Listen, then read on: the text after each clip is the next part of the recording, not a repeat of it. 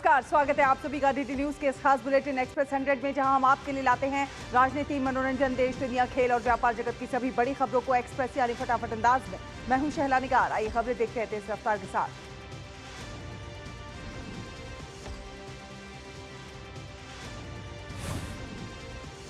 संसद के बजट सत्र की शुरुआत आज राष्ट्रपति द्रौपदी मुर्मू के दोनों सदनों की संयुक्त बैठक को संबोधन के साथ होगी। देश के संसदीय इतिहास में ऐसा पहली बार होगा जब आम बजट को रविवार को पेश किया जाएगा। इससे पहले प्रधानमंत्री नरेंद्र मोदी मीडिया के सामने अपनी बात रखेंगे। कल 29 जनवरी को आर्थिक सर्वेक्षण पेश होगा।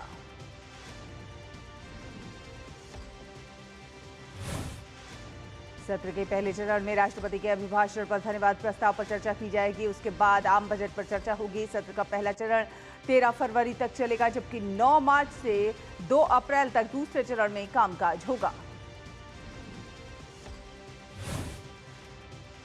आज संसद की कार्यवाही से पहले इंडी गठबंधन की एक बैठक बुलाई गई है, जिसमें मुद्दे और रणनीति तय होंगे। जी राम जी अधिनियम, प्रदूषण और विदेश नीति जैसे मुद्दे विपक्ष की नजर में हैं।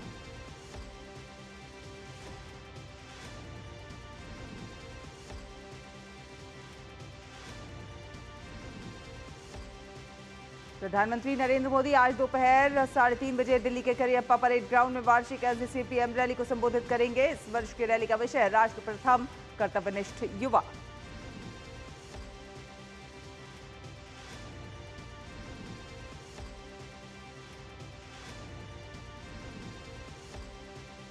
एनसीसी पीएम रैली के साथ महीने भर चलने वाले एनसीसी गणतंत्र दिवस शिविर 2026 का समापन होगा और इस शिविर में देश भर से 2406 एनसीसी कैडेटों और 898 छात्राओं ने भाग लिया। साथ साथ 21 देशों के 207 युवा और अधिकारी भी इसमें शामिल होंगे। इस रैली में राष्ट्रीय रंगशाला और राष्ट्रीय सेवा योजना के सदस्य एनसीसी कैडेटों द्वारा एक सांस्कृतिक कार्यक्रम प्रस्तुत करेंगे। ये कार्यक्रम राष्ट्र निर्माण, सामाजिक सेवा और चारित्रिक विकास में उनके योगदान को प्रदर्शित करेगा। भारतीय जनता पार्टी के राष्ट्रीय अध्यक्ष का पदभार संभालने के बाद पहली बार पश्चिम बंगाल पहुंचे नितिन नवीन ने साफ कर दिया कि आगामी विधानसभा चुनाव में पार्टी बंगाली अस्मिता और लोकल कनेक्ट जैसे फॉर्मूले को लेकर आगे बढ़ेगी। हाल ही में पार्टी का अध्यक्ष पद संभालने के बाद उन्होंने अपने पहले चुनावी दौरे के रूप में पश्चिम बंगाल को चुना। फिलहाल वो 2 दिन के दौरे पर हैं। आज उनके दौरे का आखिरी दिन। नितिन नवीन ने कमल मेला के उद्घाटन के दौरान कहा कि विकसित भारत के लिए बंगाल का भी विकास जरूरी और प्रधानमंत्री नरेंद्र मोदी लगातार बंगाल के विकास के लिए प्रयासरत हैं और भाजपा राज्य के समग्र विकास के लिए प्रतिबद्ध। नितिन नवीन ने बंगाल का दौरा करके सियासी गर्मी और बढ़ा दी है। आज वे वर्धमान के आसनसोल में भाजपा कार्यकर्ताओं से बातचीत करेंगे। भारत और यूरोपीय संघ के बीच ऐतिहासिक मुक्त व्यापार समझौते की घोषणा हुई है। पीएम मोदी ने इसे ऐतिहासिक समझौता बताते हुए कहा कि यह डील भारत के व्यापारिक इतिहास में एक नया अध्याय जोड़ती है। वहीं ईयू प्रमुख उर्सुला वॉन डेर लेयन ने इस समझौते को मदर ऑफ ऑल डील बताया। कहा कि आखिरकार ये बड़ी डील पूरी हो गई है। इस समझौते से न केवल रक्षा क्षेत्र में ऑपरेटिबिलिटी को भी बढ़ावा मिलेगा, बल्कि भारतीय कंपनियों के लिए यूरोपीय यूनियन के सेफ प्रोग्राम में हिस्सा लेने का रास्ते भी खुलेंगे। भारत समेत यूरोप के 27 देशों को इसका फायदा मिलने वाला है। कार से लेकर केमिकल्स तक की चीजों के दाम कम हो सकते हैं। साथ साथ वाइन, बियर और ड्रिंक्स वाले उत्पाद भी सस्ते हो सकते हैं। ये समझौता शराब, खाद्य उत्पाद, रसायन, मशीनरी, फार्मास्यूटिकल्स, एरोस्पेस जैसे प्रमुख चीजों के दाम में कटौती कर सकता है। इसे लेकर वाणिज्य मंत्री पीयूष गोयल ने कहा कि यूरोप भारत छात्रों और कुशल कामगारों के लिए अधिक पूर्वानुमान और नियम आधारित गंतव्य के रूप में उभर रहा है। समझौते के बाद भारतीय पेशेवरों को काफी फायदा होगा। तिरुपुर एक्सपोर्टर्स एसोसिएशन के अध्यक्ष के.एम. सुब्रमण्यन ने भारत और यूरोप के बीच हुए व्यापार समझौते पर खुशी जाहिर की है। कहा है कि ये समझौता खास तौर पर तिरुपुर के वस्त्र और परिधान उद्योग के लिए नए अवसर खोलेगा। वहीं फागुर ऑटोमेशन के सीईओ ने समझौते को ऐतिहासिक बताया। एनकेटी कंपनी के एग्जीक्यूटिव वीपी माइकल चिनोहोर्थ ने कहा कि इस समझौते पर खुशी व्यक्त की है। उन्होंने कहा कि ये एफटीए भारत और ईयू के बीच संबंधों को और मजबूत करेगा।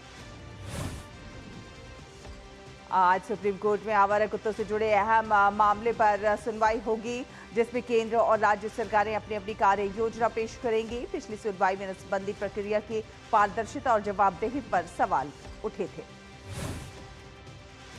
इस सुनवाई में राज्यों से नागरिकों की सुरक्षा और टीकाकरण के लिए उठाए गए कदमों की जानकारी भी मांगी जाएगी। प्रशासन द्वारा पेश किए गए रोडमैप के आधार पर शीर्ष अदालत महत्वपूर्ण दिशा निर्देश जारी कर सकती है। पश्चिम बंगाल में 3 आईएएस अधिकारियों के तबादले को लेकर विवाद उठ गया है, जिसके बाद चुनाव आयोग ने राज्य के मुख्य सचिव से जवाब तलब किया है। आयोग ने पूछा है कि चुनाव से जुड़े इन अधिकारियों का तबादला क्यों किया गया। तबादला किए गए अधिकारियों में उत्तर दिनाजपुर, दक्षिण दिनाजपुर, कोलकाता उत्तर और उत्तर 24 परगना के रोल ऑब्जर्वर अश्विनी कुमार यादव, रणधीर कुमार और स्मिता पांडे शामिल हैं।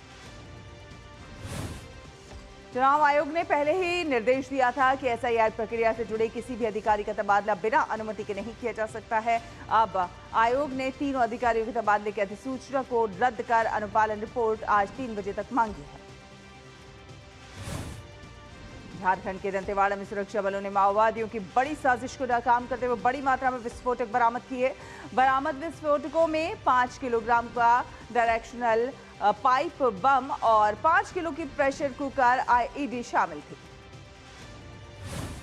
ये कार्रवाई पुलिस 195 बटालियन और बम निरोधक दस्ते द्वारा संयुक्त रूप से की गई।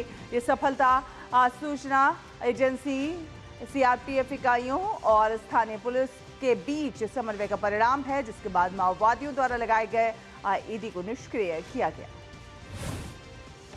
महाराष्ट्र सरकार ने मुंबई और नवी मुंबई एयरपोर्ट को जोड़ने वाली 35 किलोमीटर लंबी मेट्रो लाइन की घोषणा की है। इस परियोजना को राज्य मंत्रिमंडल से मंजूरी मिल गई है और इसका कुल बजट लगभग 18,000 करोड़ रुपए रखा गया है। मुख्यमंत्री देवेंद्र फडणवीस ने बताया कि ये मेट्रो लाइन शहर के 3 अन्य मेट्रो लाइनों से इंटरचेंज के जरिए जुड़ी होगी। ये परियोजना public private partnership PPP model पर आधारित होगी, जिसमें केंद्र और राज्य सरकार 20% वायबिलिटी गैप फंड देंगे। इस मेट्रो परियोजना से मुंबई महानगर क्षेत्र की यातायात व्यवस्था में सुधार होगा और दोनों एयरपोर्ट के बीच यात्रा सुगम होगी। इस मेट्रो मार्ग के 5 साल में पूरा होने का अनुमान। महान स्वतंत्रता संग्राम सेनानी लाला लाजपत राय की आज 161वीं जयंती है। ऐसे में कृतज्ञ राष्ट्र 28 जनवरी 1865 को पंजाब के फरीदकोट में जन्मे देश के इस महान सपूत और स्वदेशी आंदोलन के ध्वजवाहक को याद कर उन्हें श्रद्धांजलि अर्पित कर रहा है। स्वास्थ्य मंत्रालय ने शुक्रवार को बताया कि पश्चिम बंगाल में दिसंबर से अब तक निपाह वायरस के केवल 2 मामले सामने आए हैं। मंत्रालय ने मीडिया में फैल रही भ्रामक जानकारी और आंकड़ों पर चिंता व्यक्त की है। मंत्रालय के अनुसार राष्ट्रीय रोग नियंत्रण केंद्र एनसीडीसी ने दोनों मामलों से जुड़े 196 संपर्कों की जांच की, जिसमें सभी नेगेटिव पाए गए। स्थिति की निगरानी जारी है और केंद्र एवं राज्य सरकार ने त्वरित स्वास्थ्य उपायों के साथ निपाह के प्रसार को नियंत्रित किया है। उत्तर भारत समेत देश के कई हिस्सों में कड़ाके की ठंड के बीच मौसम विभाग ने दिल्ली, हरियाणा, चंडीगढ़, हिमाचल प्रदेश और पंजाब में शीतलहर चलने का अनुमान व्यक्त किया है। पश्चिम बंगाल के पहाड़ी क्षेत्रों और सिक्किम में गरज के साथ बारिश और ओलावृष्टि हो सकती है। वहीं उत्तराखंड के हरिद्वार में देर रात हुई मूसलाधार बारिश के साथ हुई ओलावृष्टि ने तापमान में भारी गिरावट दर्ज की है, जिससे ठिठुरन और बढ़ गई है। राजस्थान के धौलपुर में भारी जलभराव के कारण स्थानीय लोगों को भारी दिक्कतों का सामना करना पड़ रहा है। हिमाचल प्रदेश के मनाली और किन्नौर में भारी बर्फबारी का सिलसिला जारी है। मनाली में भारी बर्फबारी से पर्यटक फंसे हुए हैं। वहीं कुल्लू मनाली NH03 पर बर्फ के कारण आवाजाही ठप हो गई है। आवाजाही बहाल करने के लिए सीमा सड़क संगठन और स्थानीय प्रशासन युद्ध स्तर पर बर्फ हटाने का काम कर रहे हैं। खराब मौसम को देखते हुए प्रशासन ने पर्यटकों को सुरक्षित स्थानों पर रहने की सलाह दी है। जम्मू कश्मीर और पहाड़ी राज्यों में लगातार हो रही बर्फबारी के चलते मंगलवार की रात सोनमर्ग में हिमस्खलन हुआ। फिलहाल इस प्राकृतिक आपदा में किसी के हताहत होने की खबर नहीं है। हालांकि कई घरों और होटलों को भारी नुकसान पहुंचा है। 77 में गणतंत्र दिवस पर गुजरात के कच्छ जिले के धोडो में इतिहास रचा गया है। जी हां, ग्रेट रन ऑफ कच्छ के सफेद नमक के रेगिस्तान पर जब दुनिया का सबसे विशाल खादी से निर्मित राष्ट्रीय ध्वज 225 फीट लंबा और 150 फीट चौड़ा विश्व का सबसे विशाल खादी तिरंगा लहराया। झारखंड की माटी अपनी सांस्कृतिक धरोहर और पर्वों के लिए प्रसिद्ध है और टुसू पर्व इसकी एक अहम परंपरा है। ये पर्व पौष महीने में धान की फसल आने के बाद शुरू होता है, जब सर्दियों की विदाई तक मेले और सामूहिक उत्सव होते हैं।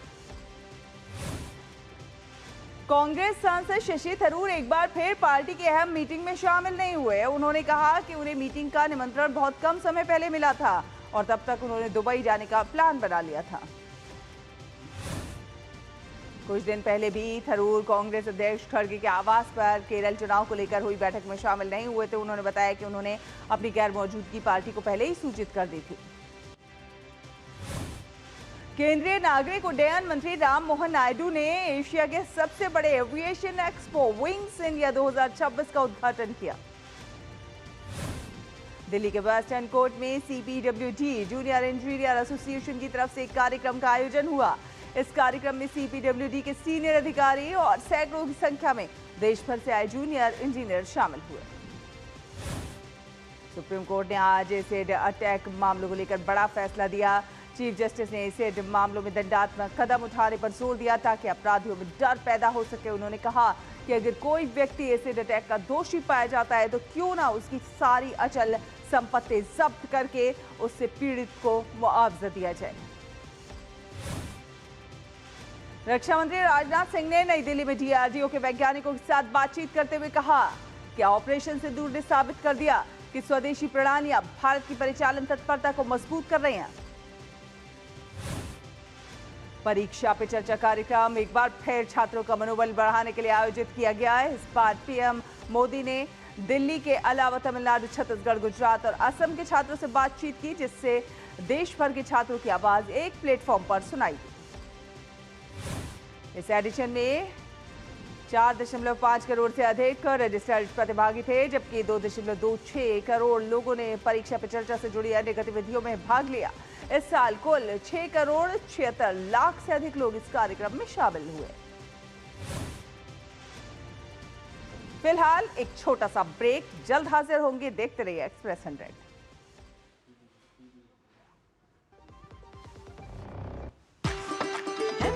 कसूरी मेथी लाजवाब है, लाजवाब है। स्वाद और सुगंध इसकी लाजवाब है, लाजवाब है। अगर MDH कसूरी मेथी नहीं डाला तो खाली हाथ मलते रह जाओगे। एक एक पत्ता हाथ से चुना, स्वाद और सुगंध जगाए कई गुना। MDH। मेरी पसंद, मेरी पसंद, मेरी पसंद, मेरी पसंद, हमारी पसंद, हम सबकी पसंद। मजबूत देश का मजबूत सरिया हो गया स्टील। ओ हरि भैया, अरे वाह, खेतों में कौन सी फसल लगाए हो? 12 महीने कमा कर दे ऐसी फसल। क्या? मैंने नया व्यवसाय शुरू किया है। उसके लिए पैसे? इसमें किसी निवेश की जरूरत ही नहीं। अच्छा, मुखिया जी। अरे मुखिया जी, नमस्ते। अरे हरी, कब आ रहे हो? आप बस चलिए, मैं पहुंचता हूं। अब मैं LIC एजेंट हूं। LIC एजेंट बनो, अब बड़ा सोचो। हमारी वेबसाइट पर जाएं या अपनी नजदीकी LIC शाखा से संपर्क करें। बुद्धू, नई कार जीतने का मौका। वाओ, पापा को सरप्राइज दूंगी। बस थोड़ी सी तो उनकी डिटेल भरनी है। रुक जा बुद्धू। व्हाट? ऐसे पॉपअप से सावधान रहो, स्कैमर्स पर्सनल डिटेल्स का गलत यूज कर सकते हैं। तू समझ गई ना, रिलैक्स। पर कार जीत जाते तो पापा होमवर्क नहीं कराते। RBI कहता है स्मार्ट बनो, कूल रहो। टिंग टिंग, अम्मा मैसेज मैसेज। मैं आपके मौसा के चाचा का नाती का पोता, शादी का कार्ड मैसेज में भेजा है, डाउनलोड करिए और आशीर्वाद दीजिए। मैं तो आपको जानती भी नहीं, फिर भी शादी का कार्ड खोलूं? मैं मूर्ख नहीं हूँ। क्या बात है अम्मा। यूपीआई कहता है अगर कोई अनजान नंबर से फाइल या लिंक भेजे तो क्लिक मत करो और कहो मैं मूर्ख नहीं।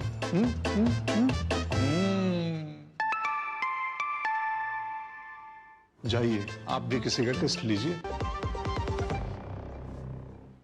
के बाद स्वागत है एक्सप्रेस 100 देख रहे हैं आप। चलिए रुक करेंगे कुछ अन्य खबरों का।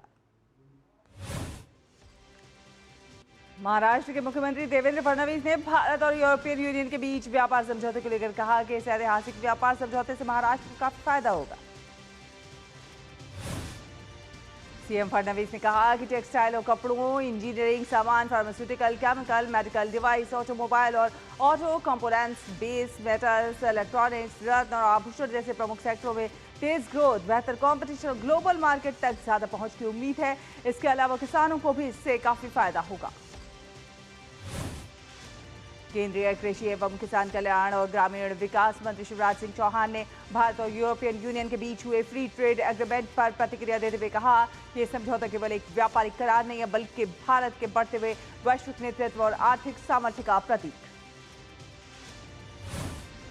मुख्यमंत्री मोहन चरण मांझी ने संबलपुर जिले के लापंगा में हिंडाल्को इंडस्ट्रीज लिमिटेड के आदित्य एल्यूमिनियम संयंत्र में भारत की पहली फ्लैट रोल्ड प्रोडक्ट्स एल्यूमिनियम इकाई का उद्घाटन किया। सीएम मोहन चरण मांझी ने कहा कि ओडिशा में एक नई औद्योगिक क्रांति शुरू हो गई है। राज्य ओडिशा में नए उद्योगों की स्थापना के लिए लगभग 20 लाख करोड़ रुपए की औद्योगिक परियोजनाओं के साथ तेजी से आगे बढ़ रहा है।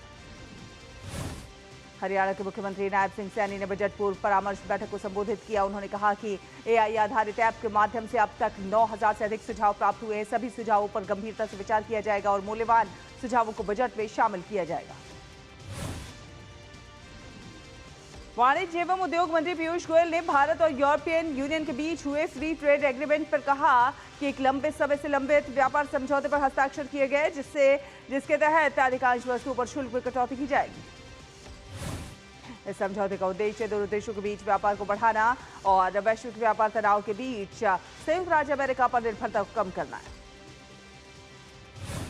नेशनल स्टॉक एक्सचेंज के सीईओ और एमडी आशीष चौहान ने एफटीए पर कहा कि Bharat EU free trade agreement ने देश के अधिक श्रम उपयोग वाले सेक्टर्स को पहले के मुकाबले आसानी से बाजार पहुंच मिलेगी और इससे देश में नए रोजगार के अधिक अवसर सृजित करने में मदद मिलेगी।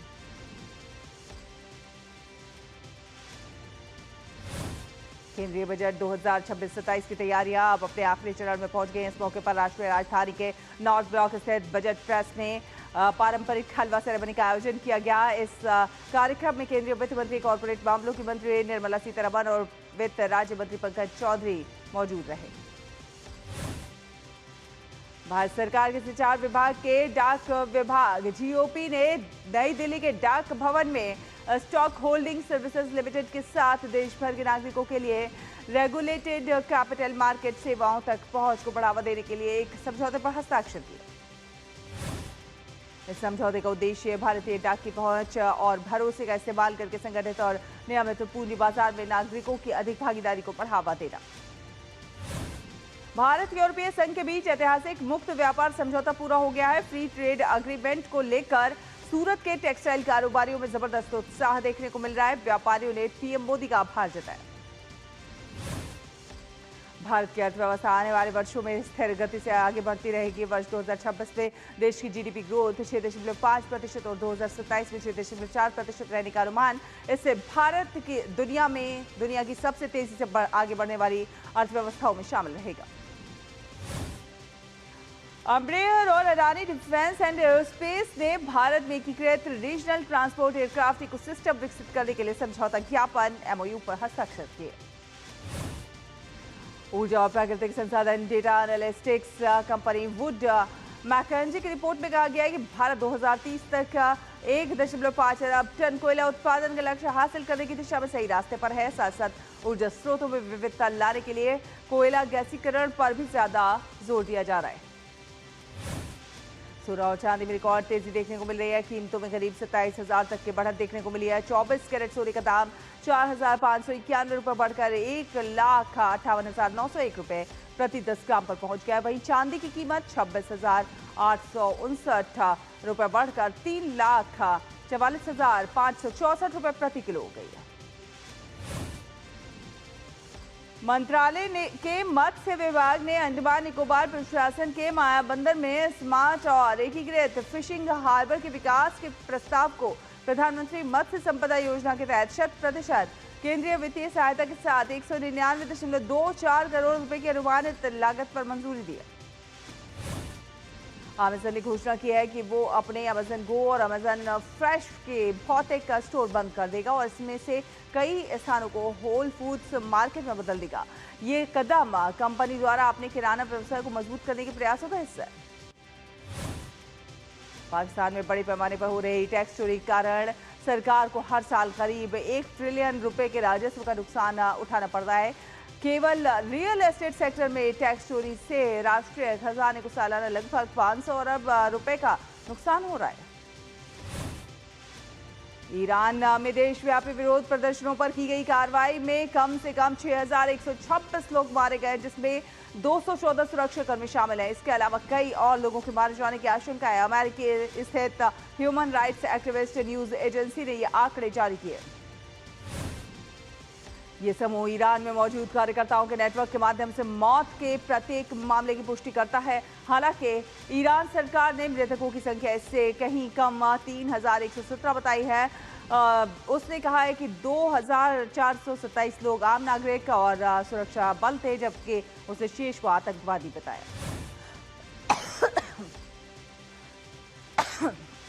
अमेरिकी राज्य टेक्सास के गवर्नर ग्रेग अबॉट ने राज्य की एजेंसियों और यूनिवर्सिटीज में नए H-1B वीजा आवेदनों पर तुरंत रोक लगाने का आदेश दिया है। एबॉट ने राज्य की एजेंसियों को लिखे एक पत्र में कहा है कि ये रोक 31 मई 2027 तक जारी रहेगी। हालांकि उन मामलों में छूट दी जाएगी जहां टेक्सास वर्कफोर्स कमीशन द्वारा लिखित अनुमति दी गई हो। उन्होंने कहा कि मैं सभी राज्य एजेंसियों को निर्देश देता हूं कि वे नए H-1B वीजा आवेदनों को तुरंत रोक दें। रुकेंगे एक छोटे से ब्रेक के लिए, जल्द हाजिर होंगे। आप देखते रहिए एक्सप्रेस 100।